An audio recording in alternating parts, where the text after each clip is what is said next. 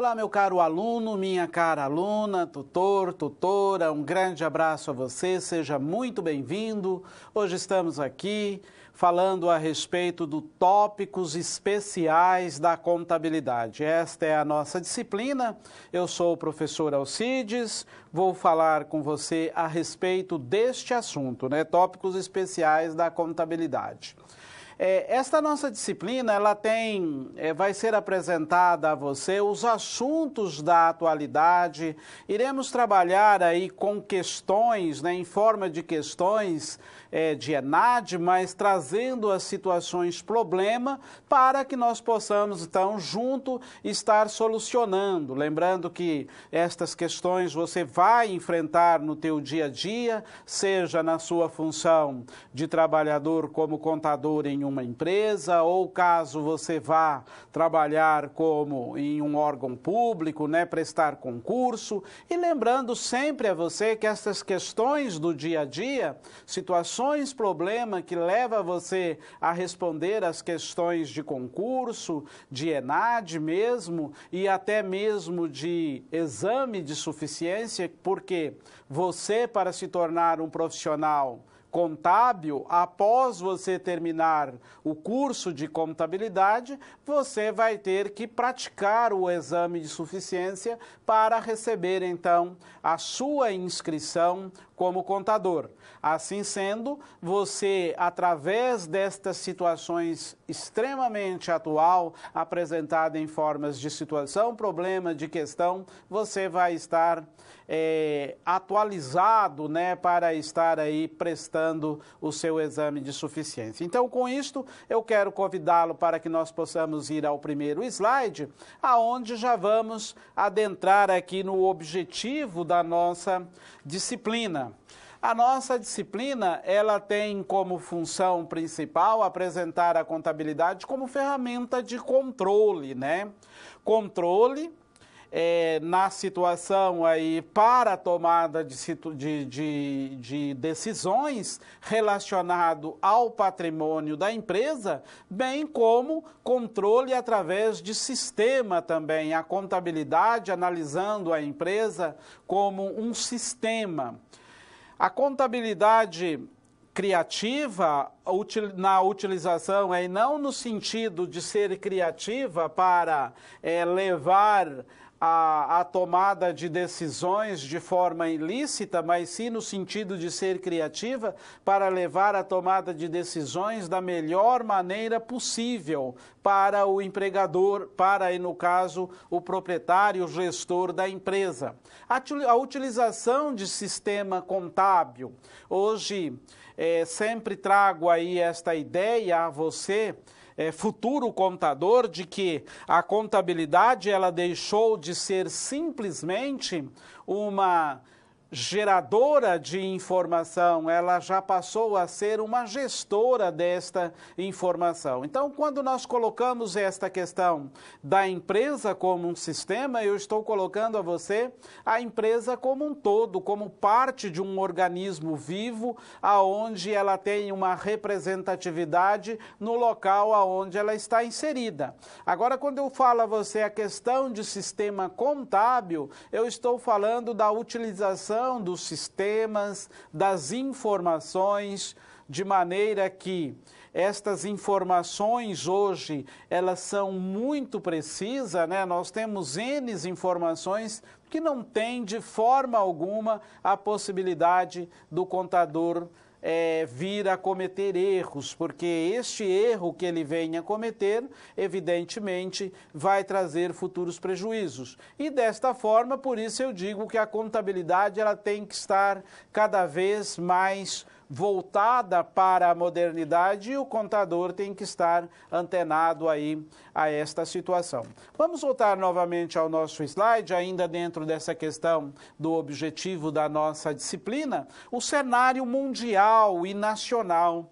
Você sabe que desde a década de 80, 90, a com o advento da globalização, a contabilidade também, ela se ampliou, né, vindo aí culminar com a Lei 11.638, que trouxe a obrigatoriedade da contabilidade estar adequada às normas internacionais da contabilidade. Então, nesse sentido, temas atuais, com o objetivo de preparar você, aluno, para o dia a dia da sua profissão. Então, veja aí os assuntos que nós vamos estar, então, adentrando na nossa teleaula de hoje. Levar você, aluno, do curso de Ciências Contábeis, revisão de conteúdo para a realização de exames, né? Esses exames, quando eu coloco aqui, está relacionado a concurso, está relacionado ao ENAD, a exame de CFC, tudo isto com um assunto extremamente moderno, assunto atualizado da contabilidade. Buscar a transmitir a você, acadêmico, as competências exigidas no perfil do profissional de contabilidade, verificação do aprendizado, buscando a consonância diária para revisar conteúdos de curso, assunto que você já viu no dia a dia, né? Assunto que você que está aí no 6º, no 7º semestre, já acompanhou ao longo do seu curso. Então, nós estamos aqui somente revisando alguns destes assuntos a fim de levar esta informação até você, acadêmico. O resumo da nossa teleaula, a presente teleaula visa levar você à apresentação de questões, né, das provas de ENADES e de exame de suficiência de anos anteriores, buscando a transmitir conhecimento dos modelos de questões e forma de resolução das temáticas apresentadas. Lembrando que cada uma dessas questões apresenta a você situações, problemas, que faz com que você venha, então, estar aí pensando a respeito dos assuntos extremamente atualizados da contabilidade.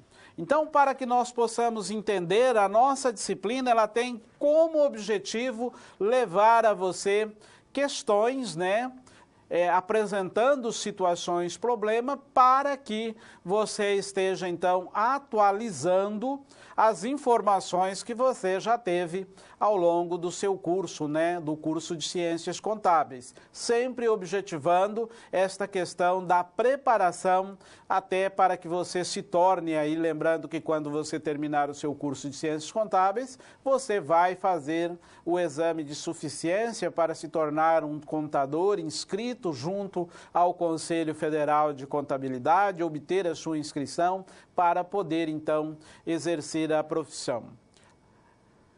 O profissional, o aluno, quando sai da faculdade, ele tem o curso, né, bacharel em Ciências Contábeis. Se ele não fizer o exame, ele é, então, um bacharel. Após fazer o exame, então, ele é um contador, né, está apto para exercer a profissão. O exame de suficiência, ele vem normalmente aí com 50 questões e você tem que responder 50%, né, acertar 50% destas questões aí apresentada no exame de suficiência. São 2 exames por ano, sendo um no primeiro semestre e um no segundo semestre, sob o qual nós não iremos adentrar, porque você vai encontrar estas informações aí lá no site do CFC quando abrir as inscrições.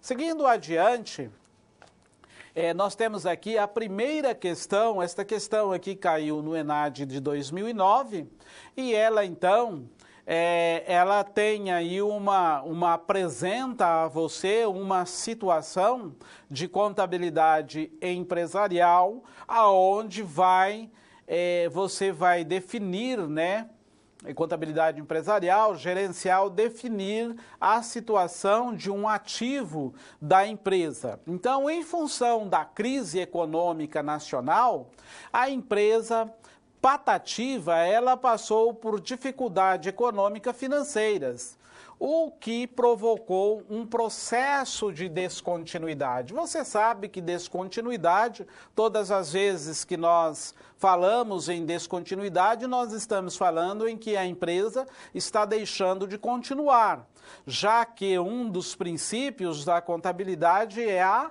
continuidade, né? Pressupõe-se que ela exista nos próximos exercícios. Então, aqui ela está entrando num processo de descontinuidade. Consequentemente, ela está sendo obrigada a vender ativos para pagar dívidas com empregados e fornecedores, bem como os seus credores. Então, ela está aí entrando neste processo de descontinuidade e aí ela está sendo obrigada a vender ativos. Desta forma, sendo assim, os ativos eles devem ser avaliados pelo. E aí vem aqui então a pergunta, né? Pelo custo corrente, pelo custo histórico, pelo fluxo de caixa descontado, preço corrente de vendas ou pelo valor de liquidação. Então, esta aí é uma das primeiras perguntas que vem aí para que você esteja, então, respondendo a respeito desta situação, né, quando a empresa entra neste processo de descontinuidade. Como que você vai, então, avaliar, vai fazer a contabilidade deste ativo? Então, vou dar a você aí 2 minutos e logo em seguida voltaremos para estarmos respondendo esta questão.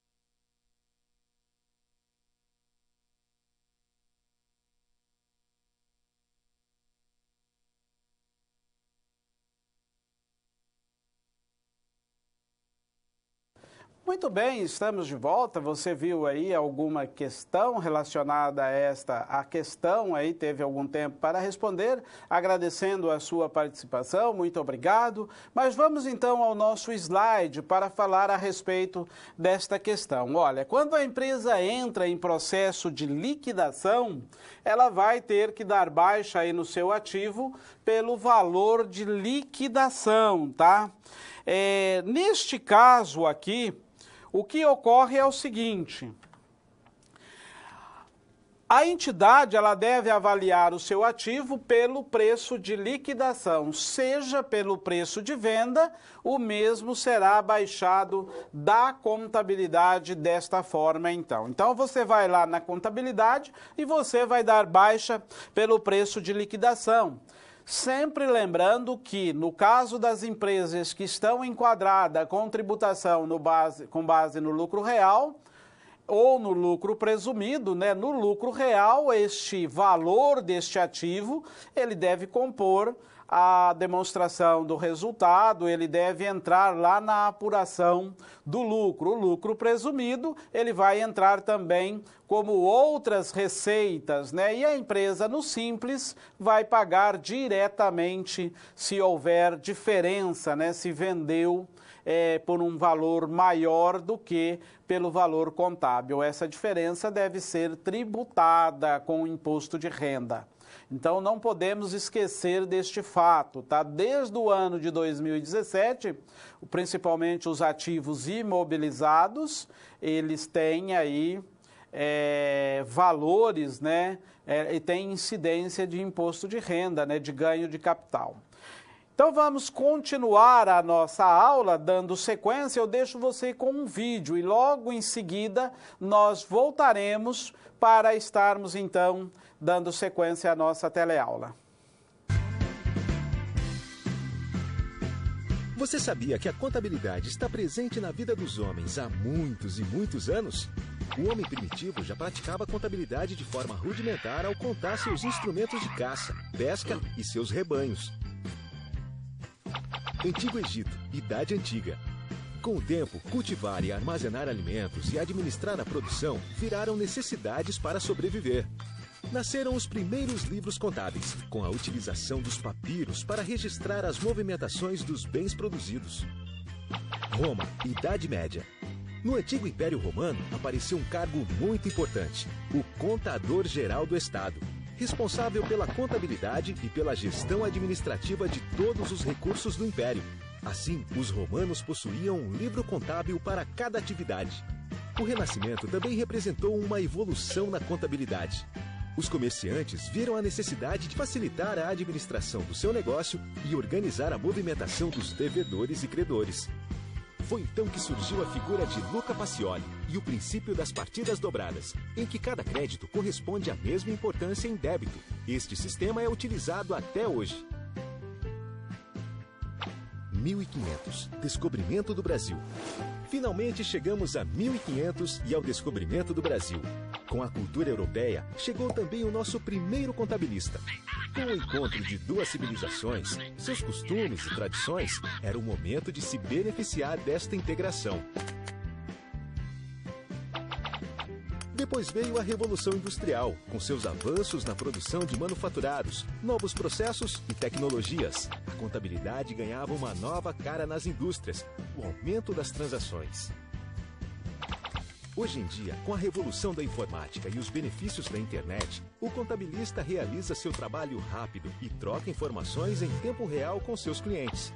Mas esta história ainda não terminou e vocês podem contar com a gente para escrevermos juntos os próximos capítulos. Olá, muito bem, vimos aí este nosso vídeo que trouxe algumas histórias, né, um pouco da evolução da contabilidade, já que nós temos como objetivo apresentar a você a contabilidade na atualidade, histórias que você, evidentemente, já conhece, né? Agradecendo aí a presença e a participação dos alunos de São José dos Pinhais, um grande abraço a todos vocês, muito obrigado a todos pela participação. Dando sequência agora à nossa teleaula, vamos voltar ao nosso slide. Nós temos aí mais uma atividade, uma pergunta, né? Que trata no seguinte: no processo de seleção de um novo estagiário da área de contabilidade, o controller da indústria WB solicitou aos candidatos que indicassem a situação em que deveria ser reconhecido uma obrigação exigível da empresa. O que é a obrigação exigível da empresa? Você já sabe que obrigação exigível da empresa, nós estamos se referindo a um passivo, né?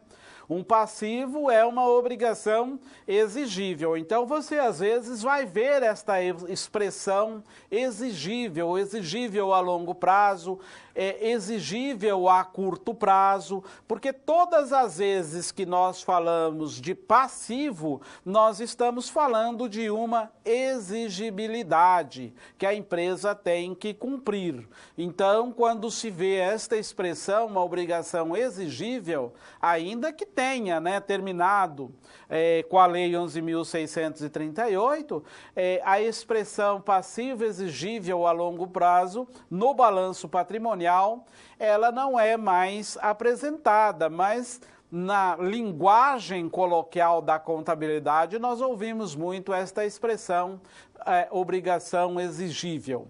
A situação a ser indicada aqui no caso por este candidato é a constituição de reserva de contingência em face de redução nos resultados do período subsequente, a contratação de uma operação de leasing financeiro para equiparar o seu parque industrial, a deterioração do estoque de matéria-prima decorrente do mau acondicionamento, entrega dos produtos para os seus clientes e respectivo reconhecimento das receitas de venda, integralização de capital social pelos sócios em dinheiro. Então tá aí estas questões para que você esteja então respondendo, E logo em seguida voltaremos para darmos continuidade. Eu trarei a você a resposta, a explicação da questão e também a resposta para nós confirmarmos aí qual é a alternativa correta.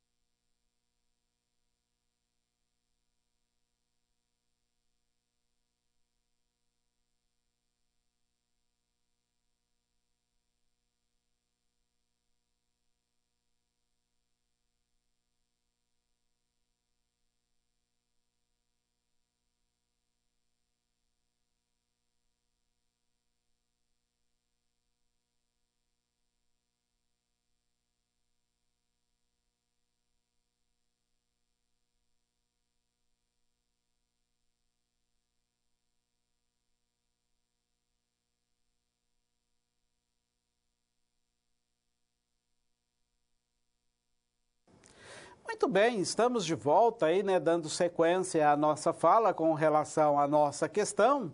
Então, vamos lá ao nosso slide para estarmos resolvendo, tá? Olha só, nós temos aqui algumas das situações, né? A constituição de reserva de contingência em face da redução nos resultados do período subsequente, isso aqui não pode ser um passivo, né? Porque você sabe que reserva de contingência, ela é originária do lucro, né, das reservas de lucro. Sendo das reservas de lucro, logo ela é uma conta do PL. Então nós já eliminamos esta aqui. A contratação de uma operação de leasing financeiro para equiparar os seus parques industrial. Uma operação de leasing, o que vai gerar para a empresa? Uma obrigação, né? Ou seja, a empresa tem aqui uma situação de passivo para pagar. Desta forma, a resposta correta é a operação de leasing. Parabéns àqueles que marcaram aí a resposta B.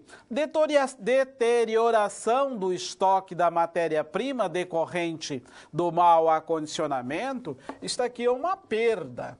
Sendo uma perda, logo não pode também ser considerado um passivo. Você perdeu um determinado valor do seu estoque, né? Este estoque está perdendo o valor. A entrega do produto para seu cliente com o respectivo reconhecimento da receita, o que você fez? Você vendeu e então você tem uma conta de receita. Sendo uma conta de receita, é uma conta de resultado, bem como essa aqui também, é uma conta que vai influenciar, vai diminuir o seu ativo, né, automaticamente. Não, desculpa, aqui não é resultado, tá? É uma conta que vai diminuir o valor do seu estoque, né? E a integralização de capital social pelos sócios em dinheiro e em imóveis é uma conta do PL que vai lá no patrimônio líquido. Então, desta forma, fica aí esclarecido que a conta do leasing é, então, um passivo que a empresa adquiriu. Então, os candidatos deveriam responder aí a resposta número B. Letra B. De acordo com a Lei 6.404, o passivo exigível são obrigações da companhia, inclusive a aquisição de financiamento para aquisição de direitos do ativo circulante, conforme o IBRACON 2011, o arrendamento mercantil de leasing, dividido em duas categorias, financeira e operacional. Então, você vai ver aí como que ele é, neste caso aí, considerado como sendo um passivo exigível nesta situação aí para a empresa.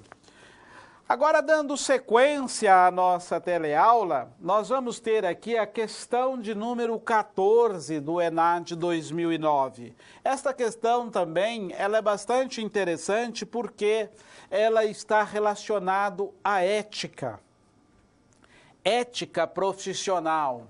Segundo os estudiosos, né, a palavra ética, ela tem a origem no grego que significa ethos, e ela significa propriedade do caráter.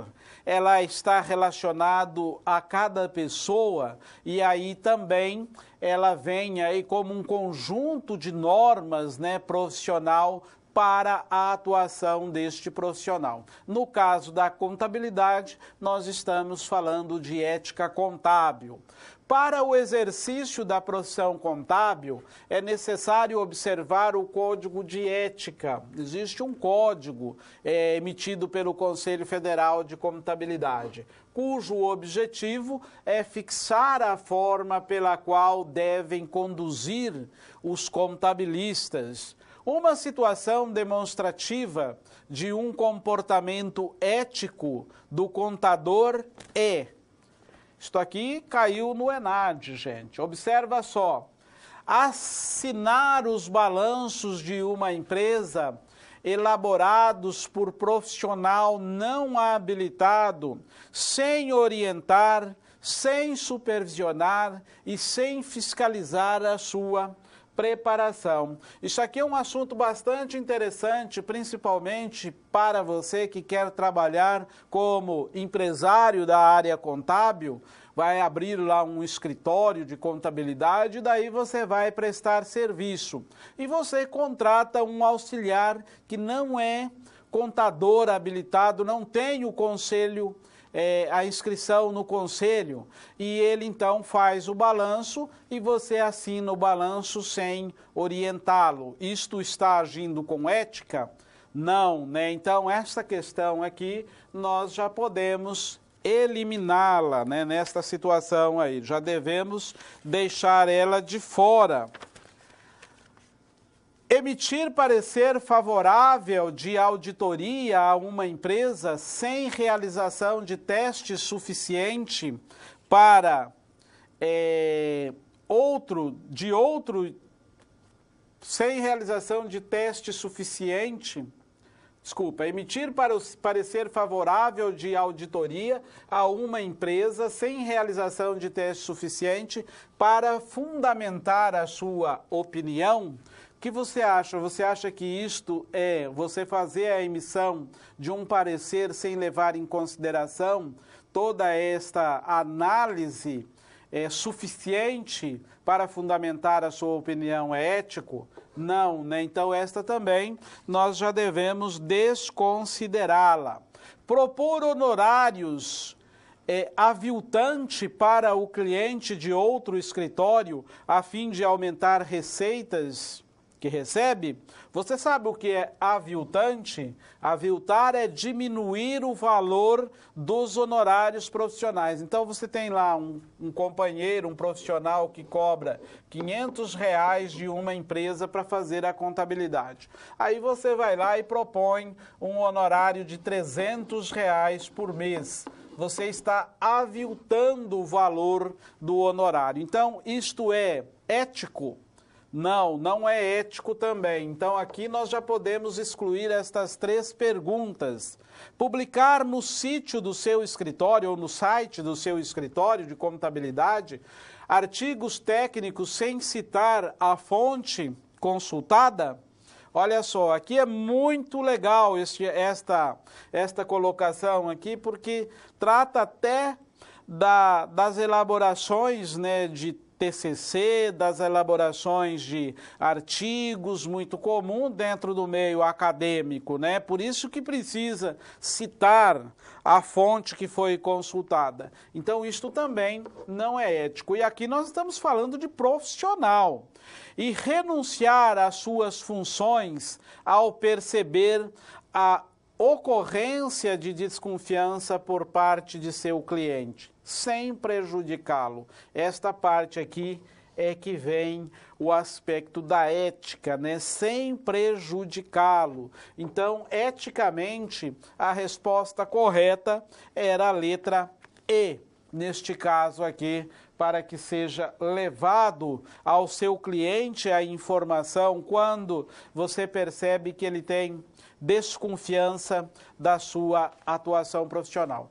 Isto eu digo a você porque dentro da minha carreira profissional, da atividade como empresário na área contábil, a gente sempre encontra situações como esta, tá? Onde o cliente, por razões próprias, razões particulares, ele deseja mudar de um profissional de contabilidade e cabe a você devolver os documentos dele sem a intenção de prejudicá-lo, transferir, né, para o novo profissional de forma ética. Evidentemente que os teus honorários, tudo isso você pode, evidentemente, receber, mas você não pode, de forma alguma, prejudicar o seu cliente.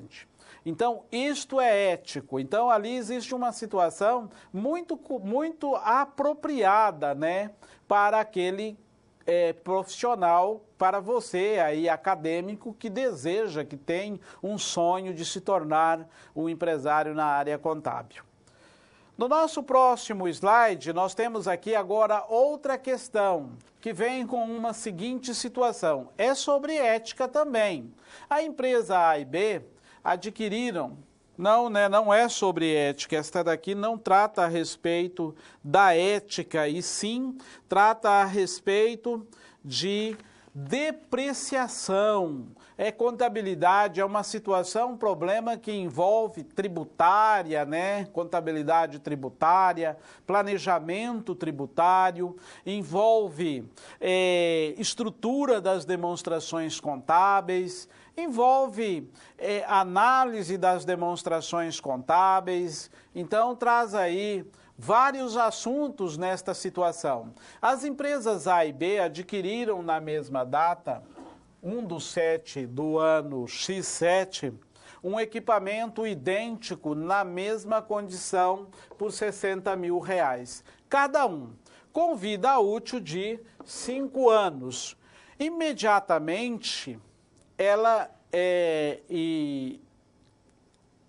5 anos. Os equipamentos foram colocados em funcionamento imediatamente e nenhuma empresa considerou valor residual. Valor residual foi instituído na depreciação a partir da Lei 11.638 de 2007, Ela trouxe aí essa questão do valor residual. Lembrando que a fiscalização aceita o valor residual, uma vez que a tendência do valor residual até é aumentar o lucro da empresa, diminuir o prejuízo, porque vai ficar ali, você vai depreciar menos o valor do bem. Em 31/12 de 2007, o saldo de depreciação acumulada dos referidos equipamentos na empresa A e B, respectivamente, foi de 6 mil e 10 mil. Então, com base nas informações disponíveis, os métodos de depreciação adotada pela empresa A e B foram. Aí vem, então, aí a seguinte pergunta, para que você responda.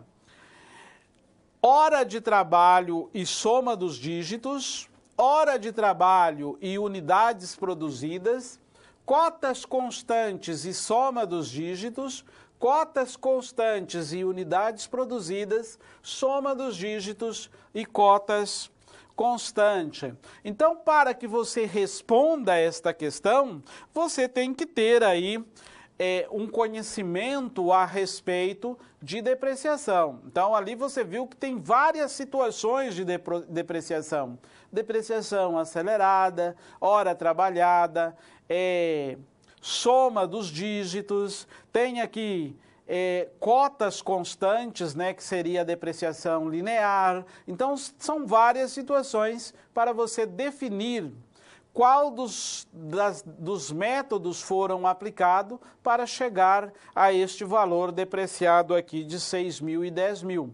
Então, vale a pena você vai ter que calcular para chegar aí a este valor. Então, deixo você aí respondendo e logo em seguida voltarei trazendo a resposta.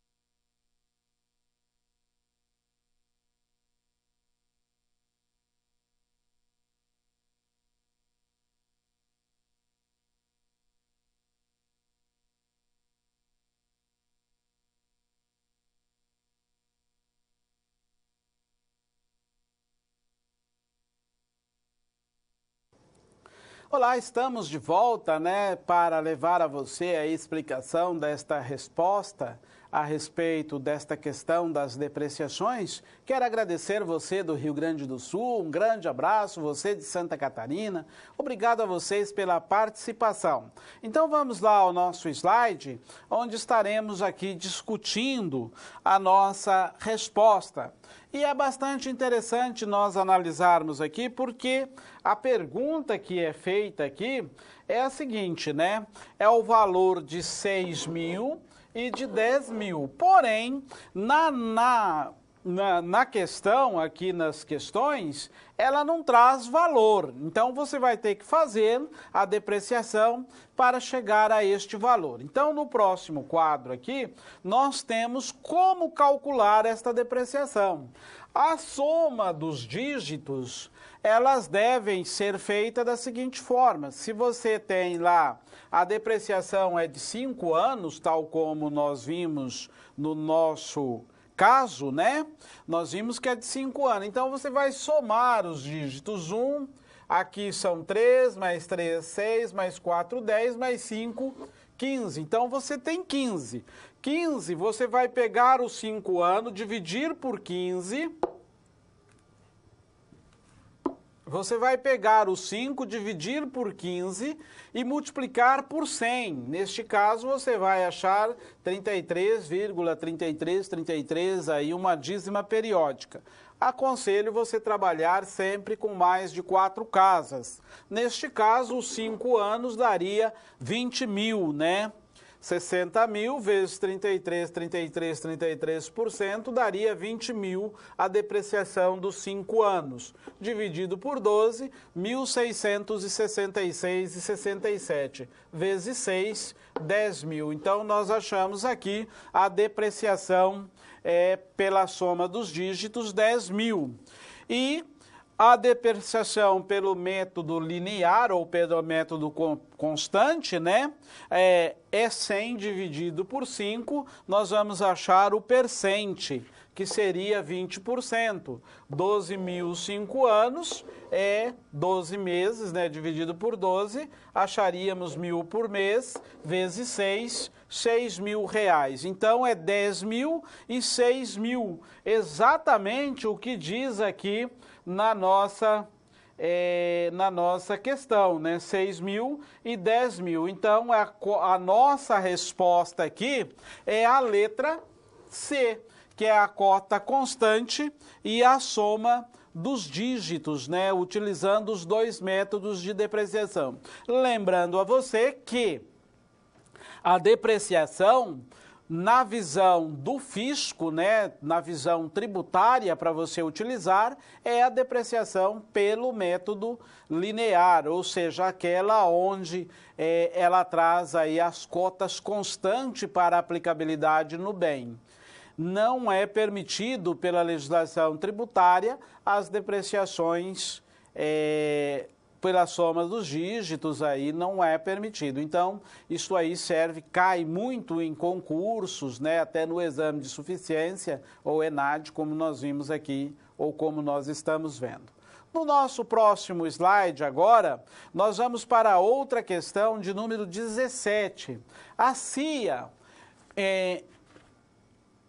Incertos e Associado, empresa de consultoria jurídica, iniciou suas atividades em 30/11 de X8, com um capital de 100 mil reais, totalmente integralizado, parte em dinheiro e parte e 60 mil em dinheiro, né, desta parte, e parte em imóveis e utensílio no valor de 40 mil. Até o final do exercício do ano X8 ocorreram os seguintes fatos contábeis. Aqui é uma questão, né, que envolve estrutura, que envolve contabilidade empresarial, contabilidade gerencial. Então, eles adquiriram de insumo 6 mil reais para material para consumo, pagaram de aluguel 9 mil reais,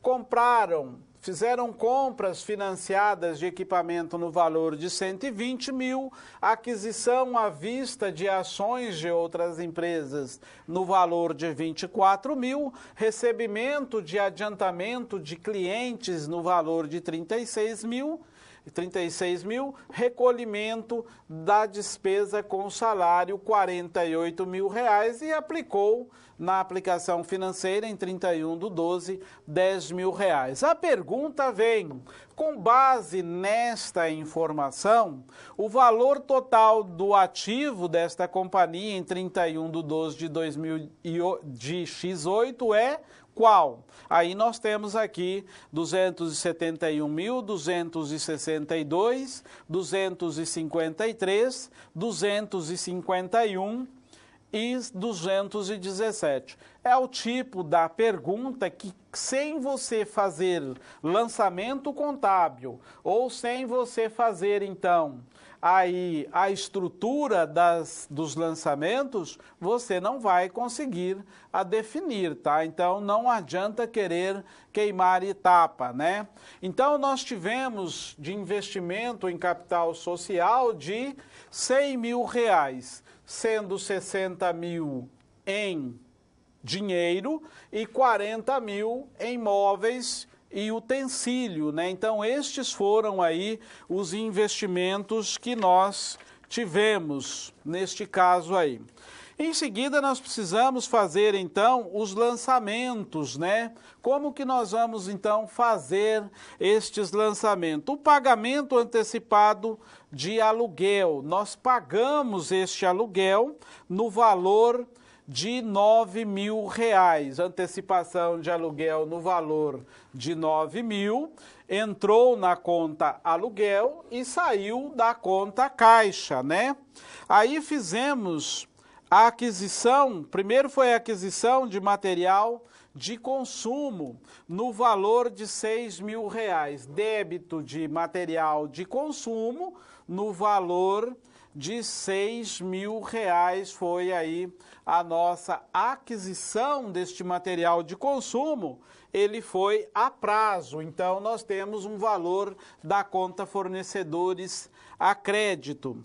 A compra financiada de equipamentos, esta compra financiada de equipamentos, nós temos então no valor de 120 mil reais aqui no móveis e utensílio, e nós temos um fornecedor para pagar, né? No valor de 120 mil aqui também, certo? Aquisição à vista de ações. Ações é investimento, então, no ativo, valor de 24 mil e saiu do caixa 24 mil também.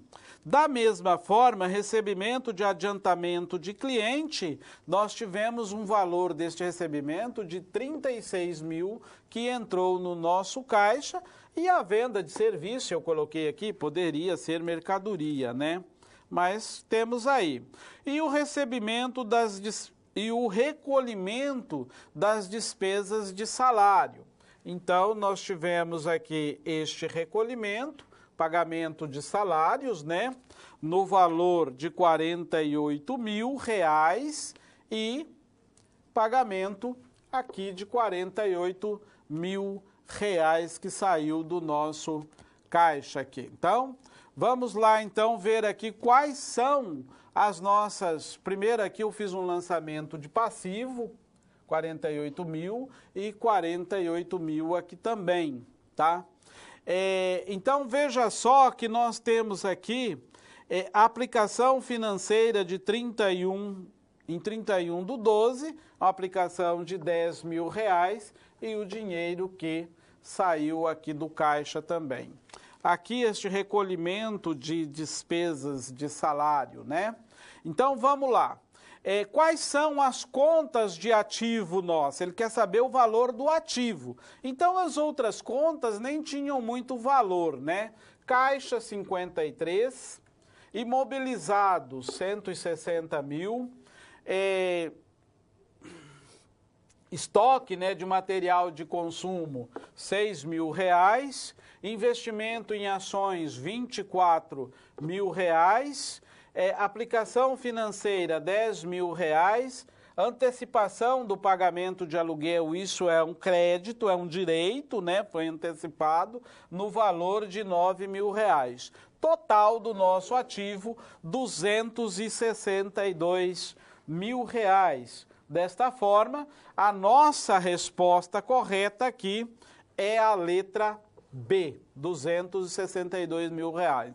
Veja que não tinha de forma alguma condição de você fazer esta resposta sem você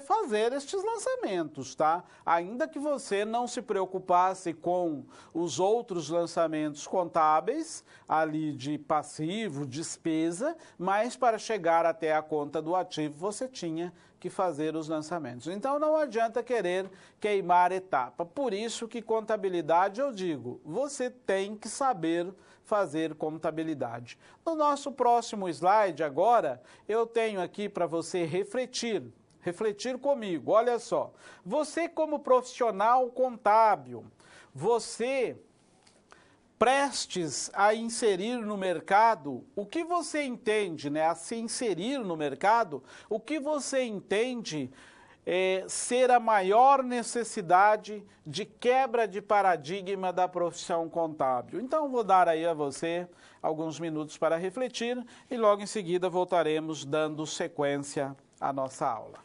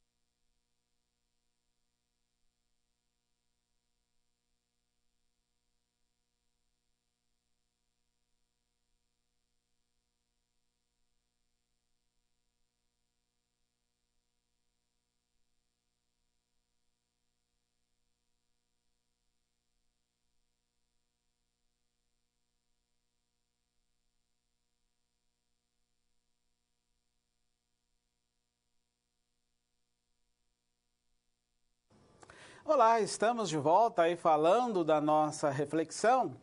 Muito importante, né, nós analisarmos o seguinte, existe aí a necessidade de quebra de paradigma para o profissional da área contábil, né? E esta quebra de paradigma vai depender de cada um de nós, de você que está sendo inserido no mercado de trabalho, você como contador, observar esta questão de ética, observar sempre as novas tendências, né, do mercado, a diferenciação do serviço. Então, tudo isto são nova visão, quebra de paradigma para que o profissional da contabilidade, como profissional do futuro, venha então estar aí continuando a sua profissão.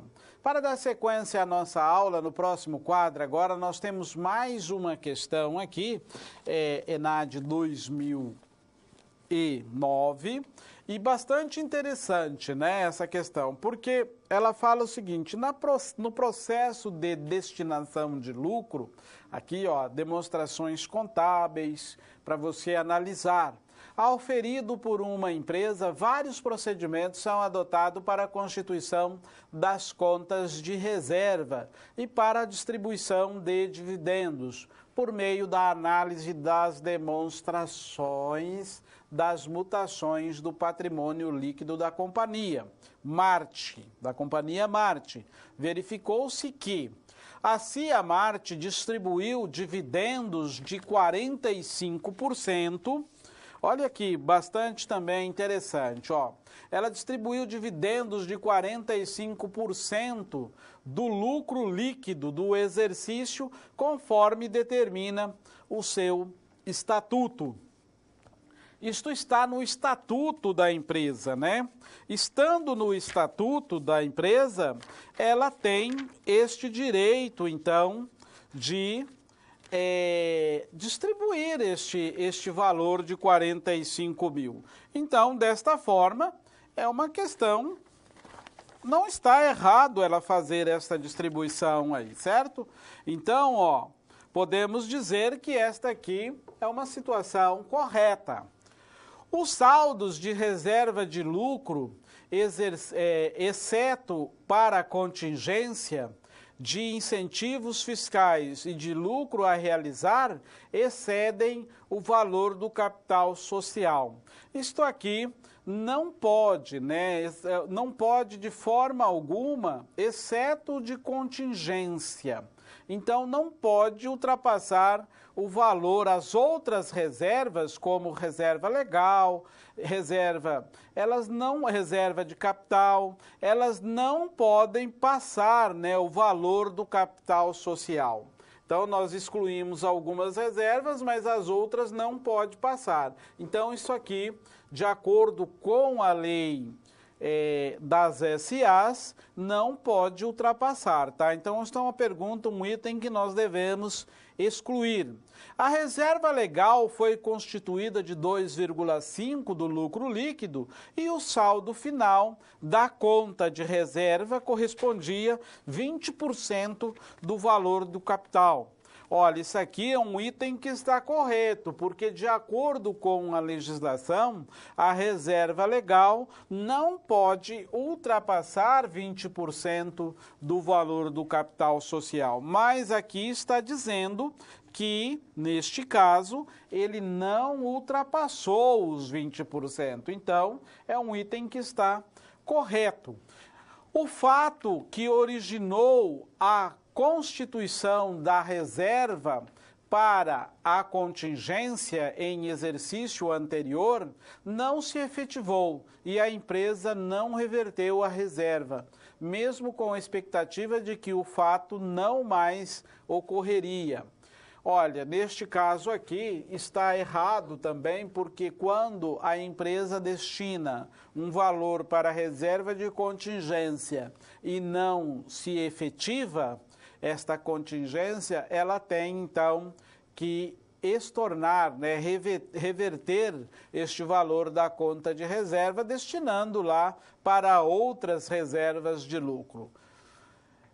Estão corretas somente as afirmativas. De acordo com a nossa análise aqui, está correto a afirmativa 1 e a afirmativa 3. Então, assim, a resposta correta é a letra A.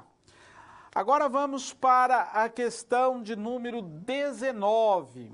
Esta questão aqui, ela fala o seguinte: a empresa Floresta S.A. possui 5% do valor do capital social da empresa Araucária, cujo investimento é avaliado pelo método de custo. 100% do capital social da empresa IP. Observe as informações da empresa investida a seguir. Aqui você tem que conhecer a questão de capital social, né, de patrimônio, método de custo ou método de equivalência patrimonial. Da empresa Araucária, o patrimônio líquido é de 100 e da empresa IP é de 60 mil. Então, da empresa Araucária, ela possui 5%. Da empresa IP, ela possui 100%. Então, 60 mil daqui é dela e 5% aqui é dela. O lucro líquido da Araucária é 9 mil e da IP 5 mil. A distribuição de dividendo é de 4 mil da Araucária e 2 mil da IP. Então a pergunta é: no período não ocorreram outras alterações no patrimônio líquido da empresa investida?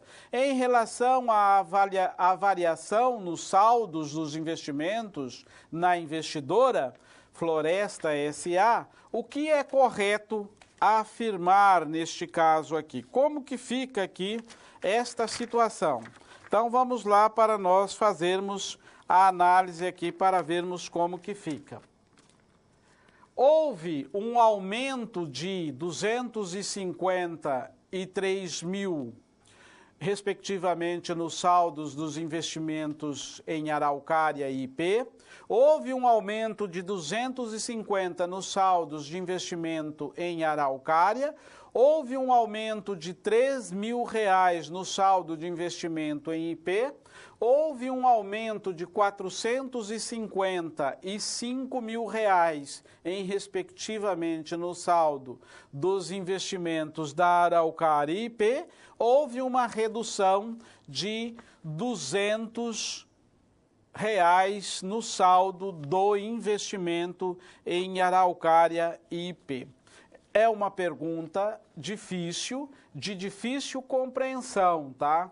Então, é uma pergunta que leva você a pensar. Aqui no nossos esclarecimentos, precisamos fazer a consideração do método de investimento, método de custo e equivalência patrimonial. No método de investimento, de custo de investimento, a empresa investida tem que ser menor de 20% do capital votante, ou a investidora não tem influência significativa na investida. No método de equivalência patrimonial, havendo variação no PL, a investida há variação no saldo da conta de investimento. No custo, essas variações da conta de investimento só ocorrem na investida, permanecer na investida. Só ocorre se a investida permanecer trabalhando com prejuízo. Como a investidora possui apenas 5% do capital da Araucária, o investimento é avaliado pelo método de custo. A IP, por ter seu capital todo pertencente à investidora, Floresta, será avaliado pelo método de equivalência patrimonial. Então, veja só que aqui nós temos uma situação para analisar. Neste caso aqui, nós vamos fazer o seguinte, ó. Ela teve, o lucro foi de 4 mil, né? No caso da Araucária aqui, o lucro foi de 4 mil. Então, 5% é 200. Já a empresa IP, que é avaliada pelo método de equivalência patrimonial, a variação aqui do investimento, então, foi de 5 mil reais. Por que isto 5 mil reais? Porque a equivalência aqui patrimonial exige que seja desta forma. Então, ficando um saldo da seguinte forma: ela tinha 60 mil, mais 5 mil de lucro, menos 200 do dividendos que ela vai distribuir para ela, né? Porque ela não tem aí, neste caso, o total do investimento. Então, aqui nós tivemos uma variação para 63 mil. Havendo, então, uma variação do patrimônio, porque vai somar o lucro nesta variação patrimonial por este método aqui. Então, ó, esta é uma pergunta realmente que vale a pena você estudar. Neste caso aqui, como que fica, então, esta situação aqui desta empresa para que seja analisado a resposta aqui. Então, houve aqui uma variação de R$3.000, como nós vimos. Então, a letra correta da resposta é a letra C. É uma pergunta bastante que merece análise, né? Na hora de você estar aí, quando você estiver respondendo em qualquer que seja uma questão, exame de suficiência ou concurso, você tem que saber e conhecer esta questão de avaliação do método de custo do investimento do capital da empresa. Então, agora nós temos mais um vídeo, né, para você estar aí assistindo em sequência a nossa tele e logo em seguida voltaremos para darmos continuidade. Toda profissão tem seus desafios, seus sacrifícios, seus deveres e necessidades de atualização. Toda profissão se moderniza com as novas tecnologias. E a da contabilidade tem um jeito especial de lidar com tudo isso. Toda classe profissional precisa se unir para enaltecer o seu valor. E você, contador, merece o verdadeiro reconhecimento da nossa sociedade. Seu papel é fundamental para a nossa aspiração social pela ética. Quando bate uma dúvida sobre impostos, é você que consultamos. E na hora do balanço, seja com os amigos ou na empresa, é você que também nos aconselha. Por isso tudo e muito mais, é um prazer acolher seus desafios, descontraindo com sabedoria. Você merece conteúdos inovadores que façam a diferença para você compartilhar nas redes sociais o real valor da classe contábil. Em um ano de muito trabalho, nos sentimos verdadeiramente mais próximos de você. E deixa a gente te contar, quem ainda não entendeu a importância do contador para a nação brasileira, precisa rever suas contas. Feliz Dia do Contador. Uma homenagem do Clube do Contador CertSign, sempre perto de você. Junte-se ao clube e aproveite nossas vantagens exclusivas.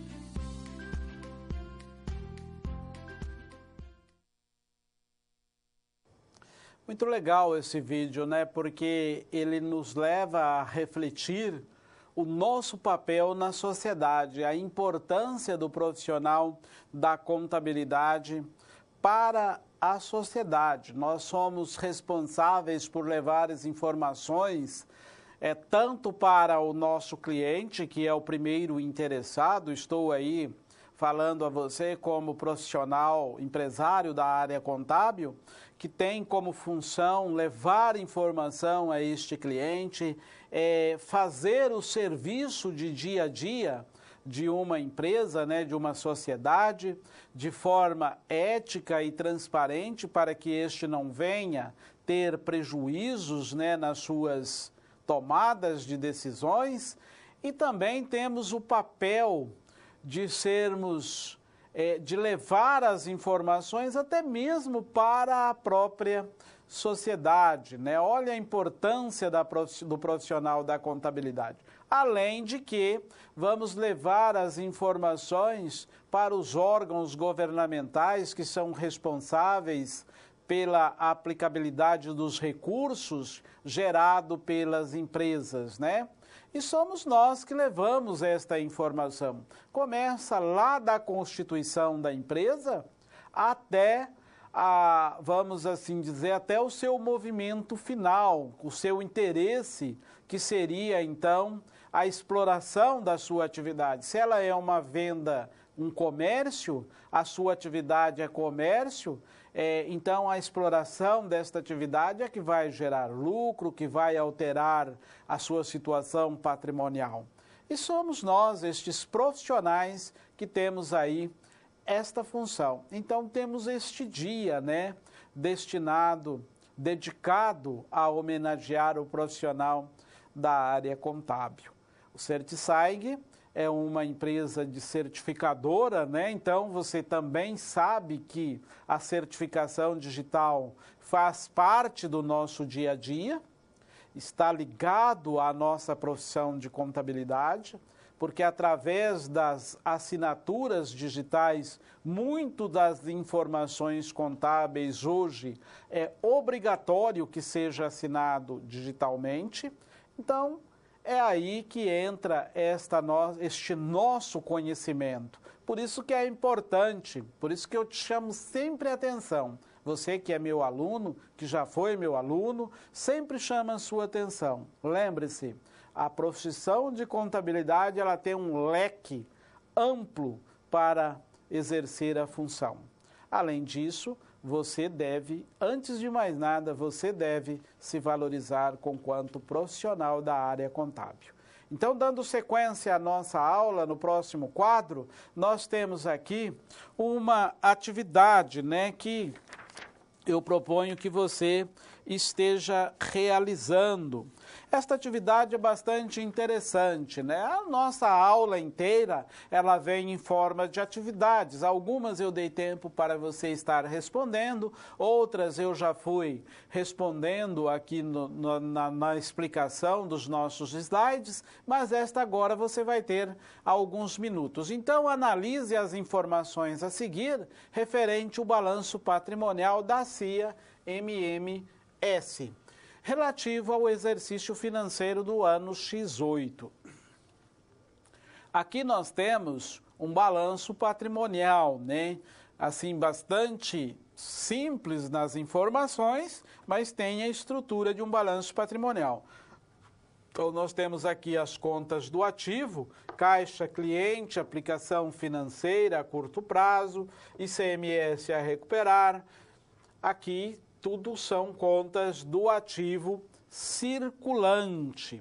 Aí nós temos marcas e patentes, que é uma conta do intangível, né, lá no ativo não circulante, obras de arte, que também podemos considerá-la que seja uma conta de investimento, veículos e clientes a longo prazo. Então aqui está tudo, vamos assim dizer, fora de ordem, né? Passivo, nós temos empréstimos, fornecedores, títulos a pagar a curto prazo, provisão de férias e 13º, financiamento a longo prazo, uma conta do ativo do passivo não circulante, capital social do PL, reservas de lucro do PL e reserva de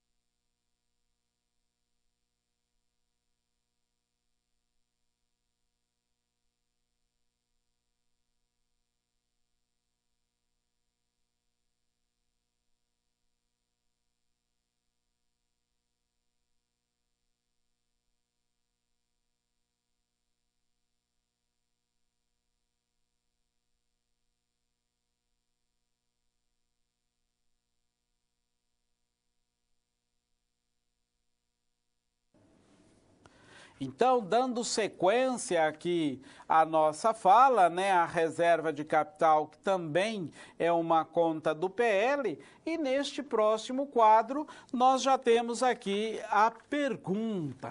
Com bases nestas informações, quais são, respectivamente, o índice de liquidez corrente e o índice de composição do endividamento desta empresa? Então, olha só, para você observar. E aí aqui nós temos letra A, B, C, D e E. São os índices que tem aqui, ó, liquidez e endividamento. Tem que estar em sequência. Você se lembra do que trata esta pergunta? Claro que você se lembra, né? Ela trata de uma conta, de uma análise das demonstrações contábeis. Então, você que já teve aí ao longo do curso análise das demonstrações contábeis, você sabe muito bem o que é uma liquidez e o que é um índice de endividamento. Então, vou deixar você aí com alguns minutos para estar respondendo e logo em seguida voltaremos comentando a resposta e apresentando a resposta a você.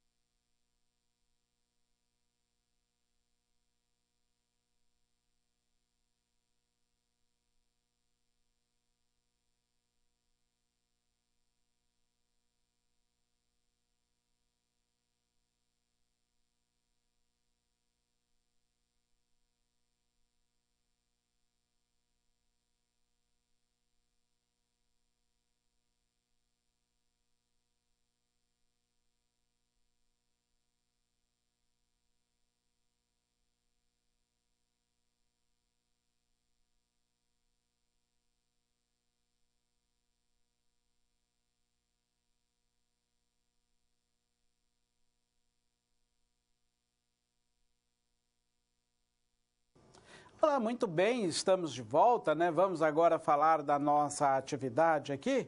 Então vamos lá ao nosso slide, aonde vamos ver aqui no próximo slide a explicação de qual será aqui a questão relacionada ao índice de liquidez da nossa situação. Você sabe que o índice de liquidez corrente é ativo circulante menos ativo circulante dividido por passivo circulante. Neste caso, nós temos aqui de ativo circulante R$ 3.300. Também não tem jeito de você fazer sem você separar aqui, né?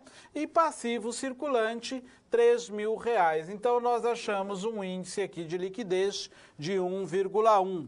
A composição de endividamento é igual passivo circulante pela soma do passivo total vezes 100. Então, nós temos o passivo circulante, nós já achamos aqui R$ 3.000, e o passivo não circulante, 4.500. Então, temos um total de 7.500, né? Então, vamos dividir 3 por 7.500 vezes 100, que daria 40%. Então, neste caso aqui, nós estamos querendo o índice de liquidez e o índice de endividamento. Liquidez 1,1 e endividamento 40%. Nossa resposta, a letra C. Obrigado você do Rio Grande do Sul. Um grande abraço, obrigado pela participação, né? Você está aí mandando a resposta. Muito obrigado. Seguindo adiante, no próximo quadro, agora nós temos aqui a questão 25, que trata o seguinte. Uma empresa produziu no mesmo período 100 unidades do produto A, 200 unidades do produto B, e 300 unidades do produto C. Os custos indiretos foi de R$ 1.700, os custos diretos de matéria-prima representa 1,5, 1 e 0,50. E os custos direto unitário, 1,50 e 50 centavos. O critério de rateio dos custos indireto foi proporcional aos custos direto total de cada produto. Essa questão é uma questão de custo, né? Que você tem aula aí com o professor Valdeci. Considerando-se essas informações, o custo unitário dos produtos A, B e C, pelo custeio por absorção, são, respectivamente, vamos lá, ver qual era aqui para nós entendermos. Aqui nós temos estes seguintes valores, né? Na letra A, na letra B, C, D e E. Então, vamos ver qual é a resposta correta. No nosso próximo slide, nós temos aqui a planilha para a resolução. 100 unidades do produto A, matéria-prima 1,50, total 150. Mão de obra 100. O custo direto, segundo aqui a análise, foi de 29,41. Então, nós chegamos aqui a um custo individual de 5.750, né? Para o produto A. Para o produto B, utilizando-se as mesmas informações, 4,50. Para o produto C, utilizando-se as mesmas fórmulas de cálculo e as mesmas aplicações, chegamos a R$ 3.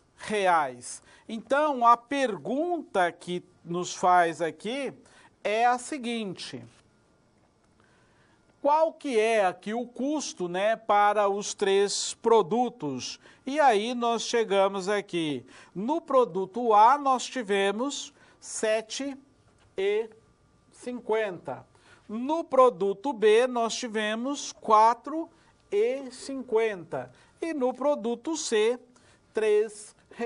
Logo, a nossa resposta correta é a letra B, porque nós conseguimos achar o custo correto aqui para a aplicação destas atividades. Então, veja só que dentro desta nossa teleaula, nós buscamos levar você aí à compreensão das questões de exame de suficiência, de análise, mas sempre voltando para a atualidade, né? Situações, problema apresentada nesta questão que transcorre no dia a dia da atividade do profissional da área contábil na atualidade de hoje. Então, vamos ao nosso próximo slide aqui, onde faremos a nossa consideração final. Aqui nós tivemos o seguinte, ó.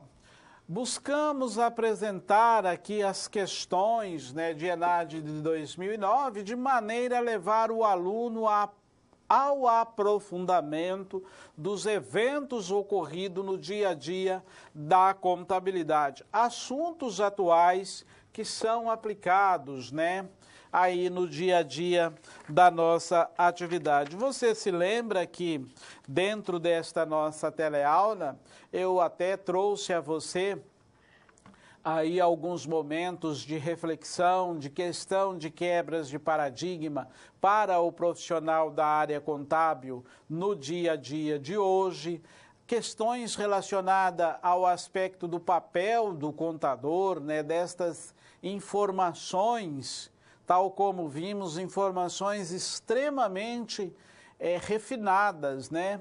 Hoje, como comentei com você já e sempre comento com você que é meu aluno, o contador, ele não tem mais papel, né? Ele não tem mais espaço para cometer erros. Se ele vir cometer erros, ele evidentemente que vai pagar multas por estes erros cometidos. Então, as informações hoje, ela tem uma função muito refinada.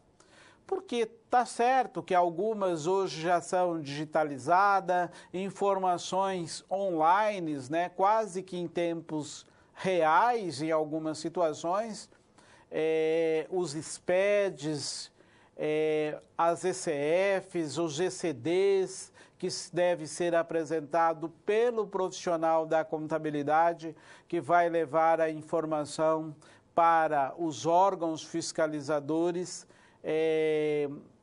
não diria que seja online, né? Mas seria, por exemplo, hoje, por exemplo, você vai apresentar a ECF, ela é praticamente uma cópia do balanço da empresa, do balanço patrimonial. Isto vai levar toda a movimentação da empresa para o órgão fiscalizador. Então, o contador tem que estar ali com aquelas informações devidamente em dia, né? Não pode, de forma alguma, estar com informações que não venha respeitar as características da fidedignidade, as características de melhoria, né, de tempestividade. Então, cabe a nós, profissional da área contábil, estarmos sempre buscando, né, atualizar. Ali teve resposta de quebra de paradigma que foi dito a educação contínua, né, a continuidade desta educação. É realmente de suma importância para nós, profissional da contabilidade. Com isto, então, esta é a nossa primeira teleaula. Quero deixar a você um grande abraço, agradecer o nosso operador de mesa, o nosso tutor eletrônico, você, tutor de sala, aluno e aluno, um grande abraço e até a próxima oportunidade para estarmos juntos, se Deus assim permitir.